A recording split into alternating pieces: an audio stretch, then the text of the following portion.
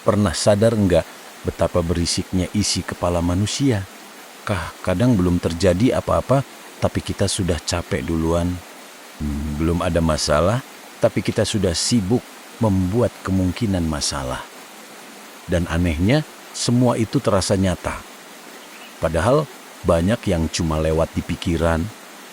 Disinilah journaling punya kekuatan yang jarang dibahas. Dia membuat pikiran kehilangan sebagian kekuasaannya. Pikiran suka bermain di kabut.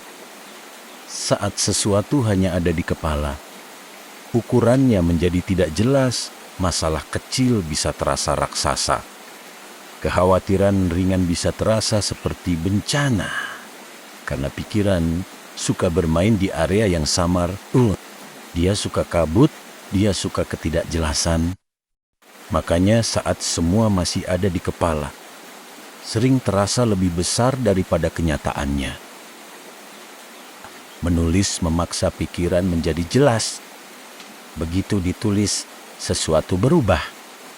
Tiba-tiba yang tadi terasa besar, bisa dilihat bentuknya yang tadinya berputar mulai diam.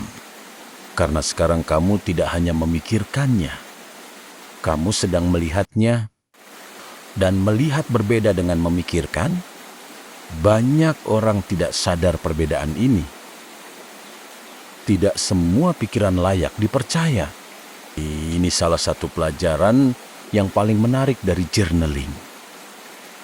Saat membaca tulisan lama, kamu akan menemukan banyak ketakutan yang ternyata tidak terjadi. Banyak asumsi yang ternyata salah. Banyak prediksi yang ternyata meleset. Dan itu membuka mata bahwa pikiran bukan peramal masa depan. Dia hanya penghasil kemungkinan. Menjadi pengamat bukan tawanan. Semakin sering menulis, semakin mudah melihat jarak antara dirimu dan pikiranmu. Kamu mulai sadar, aku sedang cemas. Bukan aku adalah kecemasan. Perbedaannya besar karena sekarang kamu mengamati, bukan tenggelam. Dan posisi pengamat selalu lebih tenang daripada posisi tawanan. Mungkin itulah alasan banyak orang merasa lega setelah menulis. Bukan karena hidupnya langsung selesai. Bukan karena masalahnya hilang. Tapi karena untuk beberapa saat, pikiran tidak lagi memegang kendali penuh.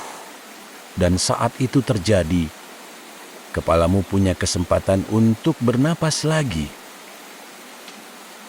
Dan kalau ternyata isi kepalamu kira-kira ini juga seramai itu, tenang aja, kita ngobrol lagi di video berikutnya. Makasih udah bertahan sampai akhir. Selamat malam, selamat istirahat, dan semoga bermanfaat.